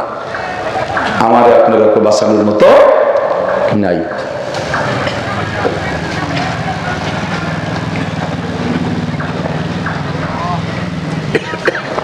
কষ্ট হচ্ছে। আমার বয়স 52-53 চলে, 52-53 ভিতরে যে বেশ আগের থেকেই তো মোটামুটি বুঝি, এই ওয়াজের মাঠেই 25 বছর। তাহলে ভালোই দিন আমি বোঝাবুঝি শিখছি। যে সময় থেকে বুঝি সেই সময় থেকে আমি বাস্তব উপলব্ধি করি, পর্যবেক্ষণ করি। ঘটনা কি, বাংলাদেশে জাতীয় সংসদ নির্বাচনের বছর আর ইউনিয়ন নির্বাচনের বছর, এই 2টা বছর দেখছি আসমানি বালা আযাব গজব বেশি আসে। এই 2টা বছর বেশি আসে। আপনাদের ওদিক আছে নাকি জানি না, কাইতেন ফসল কয়, কলাই, মুসুরি, সরিষা, এগুলো হয় না দিক। এবছর এই ফসলটা যে সময় হয়, কেমন 3টে বৃষ্টি হলো, আমাদের এলাকা সাপ সব সব কারণ মুনাফিকি করেছো, পাঁচ প্রার্থীর কাছ থেকে টাকা খাইছো, ভোট দেছো একজন রে। ভোট বেচার টাকা খাওয়া শুয়ারের গু খাওয়ার চাইতে হারাম। এই হারাম খাইয়া দেশটা জ্বালায় ফেলাইছো। ভদ্রলজ্জে যোগ্যতে তারে ভোট দিয়ে চেয়ারম্যান বানাও, তাহলে তোমার হক সে আদায় করবে। 1 কোটি 1.5 কোটি 2 কোটি 5 কোটি টাকা চেয়ারম্যানই খরচ করবে কেন? ভদ্রলোক স্বাভাবিকভাবে দাঁড়াবে, যোগ্যতা যাচাই করে তারে ভোট দেব, সে সরকারিতে যা পাবে আমাকে এগুলো দেবে। সে যদি নির্বাচনের আগে আমাদের কাছে এত নির্যাতিত হয় যে আমরা তারে টাকা ছাড়া ভোট দেব না, লাখ লাখ টাকা যদি তার চুষে খাই, তাহলে ও বেটা এ টাকা কি ও কি আল্লাহ হটাই দিছে ওর না গিয়া? ওর তো কামাই করা টাকা তোমারে খাওয়াই রাখছে, আগামী 5 বছর তুমি পাবা না। উনি এইটাকে পুরোবে, তারপরে থাকলে পাবা না, পাবা না। ওনারে দোষ দিয়ে লাভ নাই। আমি বলে দিলাম সব চেয়ারম্যান যারা হইছে তারা একটু পুরোই নিতে হবে, আগে এই সুযোগে সোজা করতে হবে। ভোট বিক্রেতা, ভোট ব্যবসায়ী, বদমাইশ মুনাফেক গুলোর সাহিত্য করতে হবে। বাড়ির কাছে গেলে জুলাই দিয়ে ছেড়ে দেবেন, খাইছি সে সময় এখন আসতে পারবি না। সার্টিফিকেট বানাই নইকে কয়বা বেটা আমি টাকায় দিয়ে কিনছি চেয়ারম্যানই। তোর কাছে কথা হবে না, তোর কাছে দাবি না, চলে আগেই শোধ করে বেলাইছি, আর কোনো কথা করতে পারবি না। দোস্ত শিখাই দিচ্ছি তা না, চেয়ারম্যান সাহেবরা হবেন গণপ্রতিনিধি। আল্লাহ নবী বলেন ইজা কানা উমারাকুম খিয়ারাকুম, তোমরা যদি দুনিয়ায় শান্তি চাও তাহলে আমি 3টে পরামর্শ দিচ্ছি। 1 নম্বরে, যখন তোমাদের দুনিয়ার নেতারা হবে ভালো, মেম্বার ভালো, চেয়ারম্যান ভালো, দিনদার, কষ্ট করে যেভাবে হয়েছেন আপনি, এখন জাতির হকটা আপনি সঠিকভাবে বুঝে দেবেন, বিচার বিশ্লেষণ সুন্দর করে করবেন। জাগা জমির জয় ঝামেলা সারা বাংলাদেশে সব জায়গা আছে, ওগুলো যাইয়ে নিজে মাথা দিয়ে একটু মিটাই টিটাই দেবেন। কেস কাছারি পয়দা করবেন না, পুরনো পচা কেসগুলো মিটানোর চেষ্টা করবেন। যখন নেতারা হবে এরকম ভালো মানুষ, ও আগ্নিয়াকুম সুমহাকুম, আর ধনীরা হবে দানশীল, জাকাত গুলো সঠিকভাবে দেয়, মৌসুমী ফসলের 40 ভাগের 1 ভাগ গরিব মিসকিনকে দেয়, সদকা ফিতরা ঠিক মতো দেয়, অভাবনাটনে প্রতিবেশীর দিকে খেয়াল রাখে। আগ্নিয়াকুম সুমহাকুম। 3 নম্বরে উমুরকুম শুরা বাইনাকুম, সংসার থেকে সংসদ পর্যন্ত প্রত্যেকটা সেক্টর পরামর্শ সাপেক্ষে কাজ করবে। হেড স্যার শুধু নিজের ভেটো পাওয়ার দেখাইয়া একক সিদ্ধান্ত নেবে না, মোতাম সব নিজের পাওয়ার দেখাইয়া একক সিদ্ধান্ত নেবে না, উস্তাদদেরকে নিয়ে পরামর্শ করবে। চেয়ারম্যান চার্জার পাওয়ার দেখাইয়া একক সিদ্ধান্ত নেবে না, মেম্বারদেরকে নিয়ে কাউন্সিল বৈশা তাদের সাথে পরামর্শ করবে। তবলিগের কার্যক্রম একমাত্র বাড়িতে চলবে না, তবলিগের কার্যক্রম তবলিগের সাথীদেরকে নিয়ে মশওয়ারা করে করবে। যতদিন তবলিগ মশওয়ারায় ছিল অতদিন তবলিগ সুন্দর ছিল। যখন তবলিগের থেকে মশওয়ারা বাদ দিয়ে একামাতু বাড়ি করতে গেছে এক ভদ্রলোক, তখন সারা পৃথিবীর তবলিগের মধ্যে গ্যাঞ্জাম শুরু হয়ে গেছে। জোরে কথা বলেন না কেন? তবলিগের লোক নাই এদিক? আপনারা তবলিগ পছন্দ করেন না? জান আর না জান, তবলিগের কাজটা ভালো লাগে কার কার একটু দেখাবেন হাত, একটু দেখাবেন। আপনি যে দল করেন, আমলিগ, বিএনপি, জামাত, জাতীয় পার্টি, এরা নামাজ শিক্ষা দেয়, ওযু শিক্ষা দেয়, গোসল শিক্ষা দেয়, কলেমা শিক্ষা দেয়, ভালো কাজ করে না? মাশাআল্লাহ, হাত নামা। তবলিগের মাধ্যমে হাজারো মুসলমান কলেমা জানতো না, সে এখন কলেমা পড়া শিখছে, এখনো পারে না, তার পিছনে লেগে আছে। আমি আমাদের ফরিদপুরে এক জায়গা মাহফিলি, এই নলানির থেকে একটা তবলিগ জামাত ওই মাহফিল এলাকায় গেছে, আমারে তো সবাই চেনে। আমির সাহেব রাত্রি গেছে আমার কাছে, মুসল্লিদের মানে সাথীদেরকে শোয়াই টোয়াই তুইয়া 2 জনের সাথে নিজে কইতে, হুজুর আপনারা এই এলাকার মানুষ এই তবলিগ কি এই এলাকায় মোটেই করেন না? আমি বলি কি হয়েছে? যে মসজিদে আসছে 3 দিন কয় বুড়োরে কলেমাই সোজা উঠতে পারলাম না। কি কয়, কি কিরম পড়ে? আমি তো পড়াই লা ইলাহা ইল্লাল্লাহু মুহাম্মাদুর রাসূলুল্লাহ, ও বুড়োরা কয় লা ইলাহা মুহাম্মাদুর রাসূলুল্লাহ, এই মাঝে একটু কই না। আজকে রাত করছি জানিয়া এরকম বাংলা কলেমা পড়ো, সে আমারে কয় কি হুজুর সব জায়গার কলেমা একরকম না, এ আপনাকে ফরিদপুরের কলেমার মধ্যে ইল্লাল্লাহ আছে, ইফার নাই, এটা কি যে বুঝবো?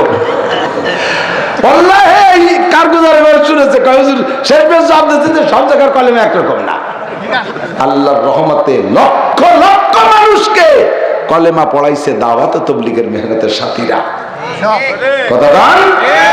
আজকে সেই তবলিগের কাজের মধ্যে ছাতুরাড়িতে বাড়ি দিয়ে ছেড়ে দিছে, একমাত্র বাড়ি করতে যাইয়া পরামর্শ ছাড়ছে, ইসলামের ভিতরে বিভ্রান্ত সৃষ্টি হয়ে গেছে। আমরা সর্বকালে থাকবো। আমি আপনাদেরকে পরামর্শ দিই, এদিক তাকান। একটা রুগী হাসপাতালে গেছে, ঢাকা পিজিতে গেছে, পিজির 100 জন ডাক্তার, এই 100 জন ডাক্তার রুগীটারে নিয়ে বোর্ড বসছে, রক্ত পরীক্ষা কইরা সকল কিছু পরীক্ষা করে রিপোর্ট আসছে। এই রিপোর্ট দেখিয়া 99 জন ডাক্তার কয় যে ক্যান্সার হইছে। কয়জন? 99 জন ডাক্তার কয় ব্লাড ক্যান্সার হইছে। আর একজন ডাক্তার কয় যে না, ওর হলো ডায়াবেটিস হইছে। রুগী আপনি, রুগী আপনি। আর 99 জনের পরামর্শ অনুযায়ী ওষুধ খাবেন নাকি একজনের পরামর্শ অনুযায়ী? বোঝে না। সকলেই আপনার সিএস, সকলেই বিলাপ করো, সকলেই ইংল্যান্ড লন্ডন পড়িয়াছে, সার্টিফিকেটের দার কিচ্ছেকের কম না। এখন 99 জনে কয় ব্লাড ক্যান্সার আর একজনে কয় ডায়াবেটিস। আমি যদি ডায়াবেটিসে মরিও যাই তবু ওই একজনের কথা ডায়াবেটিসের ওষুধ খাবো না, আমি 99 জনের সাথেই থাকবো। কথা বলেন। বাংলাদেশ, ভারত, পাকিস্তান, সৌদি, কাতার, দুবাই, ওমান, ইয়ামান যত আছে সারা পৃথিবীর আলেমদের ভিতরে 99 জন আলেম একদিক, আর ফাঁকে ফাঁকে একজন আলেম, একজন ডাক্তার আর এক দিক। সেই জনের দেশটারে শশী খেয়ে দিচ্ছে, তবলিগের পাইন মেরে ছেড়ে দিচ্ছে।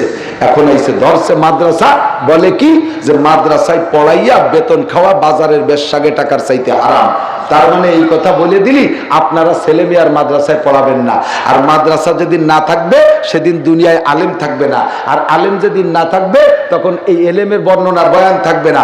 এলেমের বয়ান যত ধীরে ধীরে যত কমতি থাকবে, একসময় বয়ান থাকবে না, তখন মানুষ আল্লাহ আল্লাহ ভুলে যাবে। আল্লাহ নবী বলেন লা তাকুমুস সাআতু হাত্তা ইয়াকালা ফিল আরদি আল্লাহ আল্লাহ। জমিনে অতক্ষণ কিয়ামত হবে না যতক্ষণ পর্যন্ত আল্লাহ বলনেওয়ালা থাকবে। আল্লাহ বলনেওয়ালা থাকবে না তো দুনিয়া ধ্বংস হয়ে যাবে। তাহলে তাদের আন্দোলন চলতেছে দুনিয়াকে ধ্বংস করার আন্দোলন। আলেম থাকবে না, মাদ্রাসা থাকবে না, আল্লাহ বলনেওয়ালা থাকবে না, তাবলীগ থাকবে না, জিকির থাকবে না, ফিকির থাকবে না, দুনিয়াকে ধ্বংস করে দেবে। আমেরিকার শক্তিতে দুনিয়া টিকে রাখতে পারবে না, জাপানের প্রযুক্তি দিয়ে দুনিয়া টিকে রাখতে পারবে না, চায়নার নেড়াকে বুদ্ধি দিয়ে দুনিয়াকে টিকে রাখতে পারবে না, ভারতের দাদা বাবুকে পণ্ডিতগিরি দিয়ে দুনিয়াকে টিকে রাখতে পারবে না। আল্লাহ আল্লাহ বলনেওয়ালা না থাকবে তো সব গোষ্ঠী শুধু একে ফুতি উড়িয়ে দেবে। কথা কন? ইসরাফিল আলাইহিস সালামের ফুক। এখন এই দুনিয়াকে টিকে রাখানোর জন্য একটা মাত্র মাধ্যম, লাস্ট ফিনিশিং রেজাল্ট বের হলো, যতক্ষণ আলেম আছে অতক্ষণ দুনিয়া আছে, আর আলেম আছে অতক্ষণ যতক্ষণ মাদ্রাসা আছে। কথা বলেন ঠিক না? আমরা আপনারা তো জানি না কার জন্য পুতির মা তারে তোমরা চিনলে না। একটা গ্রাম্য প্রবাদ আছে না, যার জন্য পুতির মা তারে তোমরা চিনলে না। এই করোনা ভাইরাস থেকে, এত মহামারীর থেকে বাঁচিয়ে গেছেন কি জন্য? মাস্কের বদলতে। মাস্ক পরাটা বেশি মার খাইছে, মাস্ক পলারা বেশি মার খাইছে। যারা যত বেশি পলাপলি আছে ওরা মরছে তত বেশি। আগে যারা টিকা নিয়েছে টিকার মধ্যে 3-4 বার তাকে ভাইরাস পজিটিভ হয়ে গেছে। আল্লাহর রহমতে কিচ্ছু নেই, সবাই আমরা সুস্থ আছি। কেন আছি? আমাদের বিশ্বাস কোন দিক? দামি দামি টিকাও আমরা ভাগে পাবো না, ওই পিপিও আমরা ভাগে পাবো না। কাজে কাজে আল্লাহর পর ভরসা করি। আর আপনাদের পক্ষে কাজ করছে এই সমস্ত মাদ্রাসার ছাত্ররা।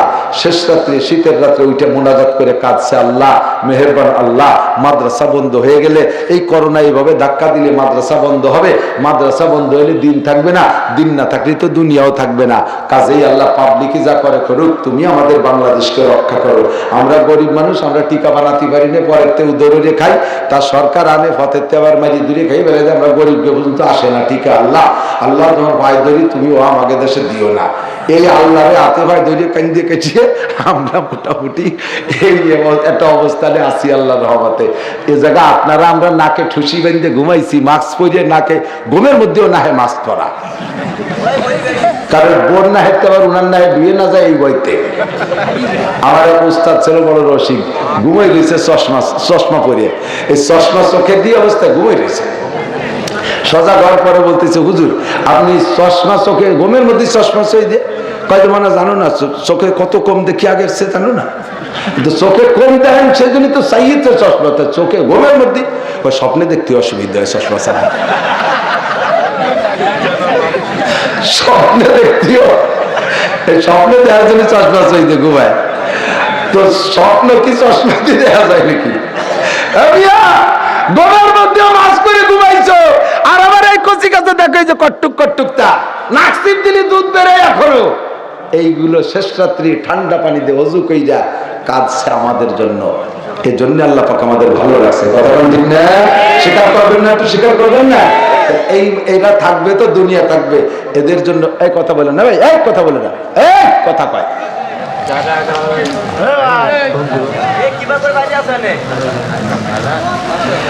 আল্লাহ যে জাগিয়া যার মাকসাদ তার তাই হাসিল হবে। কথা বল, আমি যত মাইক অপারেটর পাইছি, কেউ আজ না শুনলেও মাইক অপারেটর শোনা লাগে। উনি যে ওয়াজ শোনে, সামনের পর কই, উনি ওয়াজ শোনে, এই ওয়াজের নিয়েতে ওয়াজ শোনে না, উনি ওয়াজ শোনে ব্যবসার নিয়েতে। কেউ কইল্লা মাশাআল্লাহ আছে, সব জায়গায় ইস্তেসনা আছে, সব জায়গায় ব্যতিক্রম। একটা হিন্দু লোক সদরপুর নাম রেখে এসছে আব্দুল্লাহ, আমার স্টেজে কলেমা পড়ে মুসলমান হয়েছে। ও 22 বছর যাবত এই মাহফিলের প্যান্ডেল করে বেড়ায়, হিন্দু। ওয়াজ শুনতে শুনতে আল্লাহ তাআলা তার হিদায়াত দিয়েছে। এরকম অনেকে আছে, ভাইও তার মধ্যে থাকতে পারে। 99% মাইক বলা, এই যে বসে ওয়াজ শোনে, এ তো মাইক থেকে জাতি পারে না, তাই ওয়াজ শোনে। এনাদের ওয়াজ শোনালো ব্যবসায়ী ওয়াজ শোনা। এই ইউটিউবাররা ওয়াজ কালেকশন করে সারা দুনিয়া ভরিয়ে ছাড়ে, ওদের এই যে ওয়াজ শোনা, এটা হলো দায় ঠেকে ব্যবসার ওয়াজ শোনা। আপনারা আইছেন ওয়াজ শোনার জন্য, আপনারা ব্যবসার জন্য আসেন নাই। এই ওয়াজে আপনাদের কাজ হবে, ওদের কাজ হবে না। ওয়াজ যদি তারা হিদায়াতের নিয়তে ন্যায় আর শোনা, তাহলে একটা ওয়াজই যথেষ্ট তাদের জন্য। আমার যা মনে আসে, আমার যেখানে মোকাবেলা হবে আমি সেখানে তা কইতে চলে যাই। চাচা ভুল বোঝো আর উল্টো বোঝো। আমার ওয়াজ নিয়ে কামাই লেখায়, ওর ভিতরে সামলিকের ছবি, হাসিনের ছবি, খালেদার ছবি, নায়কের ছবি, দাঁত বেরোনে বাগবাল্লুকের ছবি। এই শয়তানি যারা করবি, ওই ব্যবসার মাধ্যমে একেবারে স্বার্থবক জমিনের তলে চলে যাবে। আমার বাচন ভঙ্গি এরকম, এভাবে আমি বলি, হাসো আর কাঁদো সেটা তোমার ব্যাপার। আমি আল্লাহর কসম হাসানোর জন্য বলি না, আমার বংশীয় ধারা এটা। আমার গোষ্ঠীতে যেই কথা বলে তার বাচন ভঙ্গি এরকম হয়ে যায়।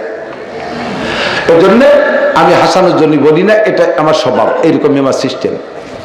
যা বলতে চাইছি, তাহলে মাদ্রাসার বিপক্ষে কেউ আছেন নাকি? থাকলে দুই একজন দেখান তো, কিরা কিরা মোহাব্বতের সাথে হাত দেখান তো। মাদ্রাসার বিপক্ষে কারা? আমি একা? সেদিন এক মাদ্রাসায় কইছি যে ভাই মাদ্রাসার বিপক্ষে কারা, সবাই হাত উঁচু করেন।